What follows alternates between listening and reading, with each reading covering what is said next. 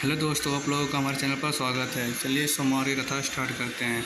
इसी नगर में एक साहूकार रहता था, जिसके घर में धन की कमी नहीं थी, लेकिन उसे संतान सुख प्राप्त नहीं हुआ था, जिस कारण वह बहुत परेशान रहता था। पुत्र प्राप्ति की इच्छा वह हर सोमवार व्रत रखता था और पूरी श्रद्धा के साथ शिव में जाकर भगवान शिव और माता पार्वती की आराधना करता था। उसकी भक्ति भाव से माँ पार्वती प्रसन्न हो गई और भगवान शिव से उस साहूकार की मनोरथ पूर्ण करने का आग्रह करने लगी। पार्वती जी की इच्छा सुनकर भगवान शिव ने कहा कि हे पार्वती, इस संसार में हर प्राणी को उसके कर्मों का फल मिलता है और जिसके भाग में जो है उसे भोगना पड़ता है। लेकिन पार्वती जी ने साहूकार की भक्ति मन रखने के लिए उसकी मनोकामना पूर्ण करने के लिए कहा। माता पार्वती के आग्रह पर शिव जी ने साहूकार को पुत्र प्राप्ति का वरदान दिया, लेकिन साथ ही यह भी कहा कि इस बालक की उम्र केवल 12 वर्ष की होगी। माता पार्वती और भगवान शिव की बातचीत को सुनकर साहूकार सुनता रहा, जिसके कारण न तो उसे कोई खुशी थी और न ही कोई दुख। वह पहले की तरह ही शिव जी की पूजा करता रहा। कुछ समय के बाद साहूकार को पुत्र की प्राप्ति हुई। जब वह बालक 11 वर्ष का हुआ तो उसे पढ़ने के लिए काशी भेजा गया। साहूकार ने पुत्र के मामा को बुलाया और उसे बहुत सारा धन दिया और कहा कि तुम इस बालक को कभी विद्या प्राप्त करने के लिए जाओ और मार्ग में यज्ञ करते जाना। जहाँ भी यज्ञ कराओ वहाँ ब्राह्मणों को भोजन कराकर दक्षिणा देते हुए जाना। दोनों मामा भांजे इसी तरह यज्ञ कराते और ब्राह्मणों को दान दक्षिणा देते हुए काशी की तरह चल पड़े। रास्ते में एक नगर पड़ा, जहाँ नगर में के राजा की कन्या का विवाह था, लेकिन जिस राजकुमार से उसका विवाह होना था वह एक आँख से काना था, जिसकी जानकारी लड़की को उसके घरवाले को नहीं थी। राजकुमार के पिता ने अपने पुत्र के काना होने की बात को छिपाने के लिए एक सोची।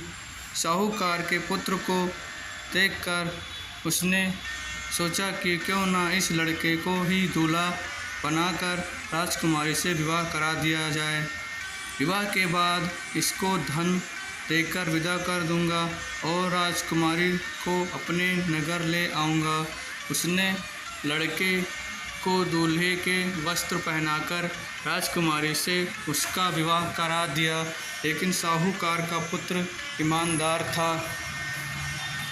उसने मौका पाकर राजकुमारी की चुन्नी पर लिख दिया कि तुम्हारा विवाह मेरे साथ हुआ है, लेकिन जिस राजकुमार के साथ तुम्हें भेजा जाएगा वह एक आँख से काना है। मैं तो काशी पढ़ने जा रहा हूँ। राजकुमारी ने चुन्नी पर लिखी बात अपने माता पिता को बताई। राजा ने अपनी पुत्री को विदा नहीं किया। दूसरी ओर साहूकार का लड़का और उसकी मामा काशी पहुँचे और वहाँ जाकर उन्होंने यज्ञ किया। जिस दिन लड़के की आयु 12 साल की हुई उस दिन यज्ञ रखा गया। लड़के ने अपने मामा से कहा कि मेरी तबीयत कुछ ठीक नहीं है। मामा ने कहा कि तुम अंदर जाकर सो जाओ। शिव जी के वरदानानुसार कुछ ही देर में उस बालक के प्राण निकल गए। मात्र भांजे को देखकर उसके मामा ने विलाप शुरू किया। संयोगवश उसी समय शिव जी और माता पार्वती उधर से जा रहे थे। पार्वती ने भगवान से कहा, स्वामी, मुझे इसके रोने के सुर सहन नहीं हो रहा। आप इस व्यक्ति के कष्ट को अवश्य दूर करें। जब शिव जी मृत बालक के समीप गए तो वह बोले कि यह उसी साहूकार का पुत्र है। मैंने 12 वर्ष की आयु का वरदान दिया। अब इसकी आयु पूरी हो चुकी है। लेकिन मातृभाव से विभोर माता पार्वती ने कहा कि हे महादेव, आप इस बालक को और आयु देने की कृपा करें, अन्यथा इसके वियोग में इसके माता पिता भी तड़प तड़प कर मर जाएंगे। माता पार्वती के आग्रह पर भगवान शिव ने उस लड़के को जीवित होने का वरदान दिया। शिव जी की कृपा से वह लड़का जीवित हो गया। शिक्षा समाप्त करके लड़का मामा के साथ अपने नगर की ओर चल दिया। दोनों चलते हुए उसी नगर में पहुँचे जहाँ उसका विवाह हुआ था। उस नगर में भी उन्होंने यज्ञ का आयोजन किया।